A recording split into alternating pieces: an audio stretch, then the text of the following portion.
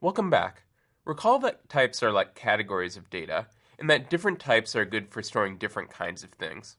So for example, we've seen integers, which are good for storing round numbers, and we've seen floats, which are good for storing floating points or decimals. In this lesson, we're going to learn three new kinds of types: strings, lists, and tuples. All three of these types are sequences. A sequence is an ordered collection, meaning that it's a collection of items, and it has an order, meaning that it has a first item, a second item, a third item, and so on. And it also has a length. So let's start by talking about strings. The simplest way to create a string is with a string literal expression. So for example here, we're creating a string and storing its value in the variable s. I create a string by starting with either double quotes, or as I'll talk about in a little bit, single quotes, and then inside of those quotation marks, then I put the content of the string. The content of the string is a sequence of characters or letters. So in the case of this string, the first character is capital H, the second character is lowercase e, and so on. And in this string, we have exactly 1, 2, 3, 4, 5, 6. Yes, the space counts. 7, 8, 9, 10, 11 characters. So I would say that the string S is 11 characters long. We can also create strings using single quotes. So if I replace these double quotes with single quotes, then S is still a valid string. If we wanted to create a multi-line string, we can use triple quotes.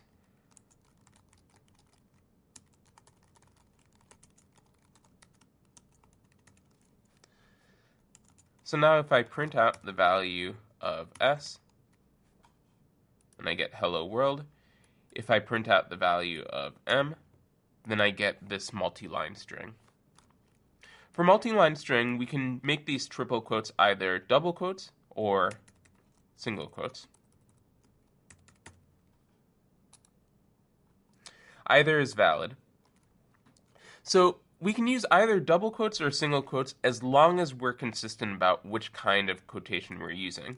So for example, I can't start out this string s with double quotes and end it with a single quote. If I try to do that, then I get a syntax error on line 1. Instead, I need to either use double quotes for both the start and end, so I could do this, or I need to use single quotes for both the start and end. And the same is true for multi-line strings. We can either use 3 double quotes or 3 single quotes. So I'm going to modify this string s a little bit. So first, here's another valid string, s equals capital M. And so if I print it out, then I get m. So what this is doing is it's creating a string that's 1 character long, and that first character is capital M. Here's another slightly more confusing string. So here, s is a string that has 0 characters in it. So s has a length of 0. And that's not to be confused with a string that has 1 character, but that character is a space. Here, the length of s is 1. Whereas here, if I delete this space, the length of s is 0. One more note for strings. I can have a string that looks a lot like an integer. So for example, I can say s equals 5, and when I print out the value of s, then I get 5. To Python, this is entirely different than saying something like I equals the integer I. So even though when I print these two things out, they look almost exactly the same in their representation, there are things that I can do with s or things that I can do with I that I can't do with the other, because s is a string and I is an integer. Just to show that these are different types, I'm going to print out the type of s, and I'm going to print out the type of I. So when I run this code, I see that I and s have different types, but this actually has consequences for what I can do with I and s. So, for example, let's suppose that I wanted to print out what 10 plus I was. I can say print out I plus 10. And now when I print out s, then I get 5, And when I print out I plus 10, then I get 15. What if I tried to add 10 to s? So I printed out s plus 10. Well, if I try to do this, then Python is actually going to give me a runtime error, and it's going to say that it can't concatenate string and integer objects on line 4. Just to break that down, what it's saying is that s is a string, and I can't add an integer to a string, because even though s is a string whose first character happens to be 5, to Python that's still a string. But even though to us s looks like a number, to Python s is just a sequence of characters, and so we can't add a number to a sequence of characters. To Python that doesn't make any sense to do, and so we get a runtime error.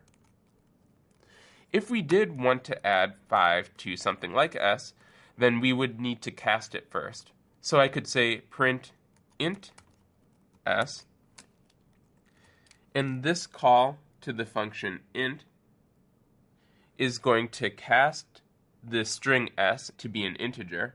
So the value of this overall expression is the integer 5. And so now when I run my code, then I can see that I can add 10 to the integer value of s. Alternatively, I could cast it to be a floating point number. So I could say float s plus 10. And then I would get 15.0 because the value of this expression is the string s, or 5, casted to a float. And so the value of this overall expression is 5.0. And when we add 5.0 plus 10, then the value of this overall expression is 15.0. So one thing to note when we cast strings like s into numbers by calling something like float s is that when we call float or int to cast the string, then the string needs to be a valid number. What that means is that if I have something other than numbers in the string, so for instance, let's suppose that I say 500, when I try to cast s into a float, then I get a runtime error. And what this is saying is that the string 500 is not a number.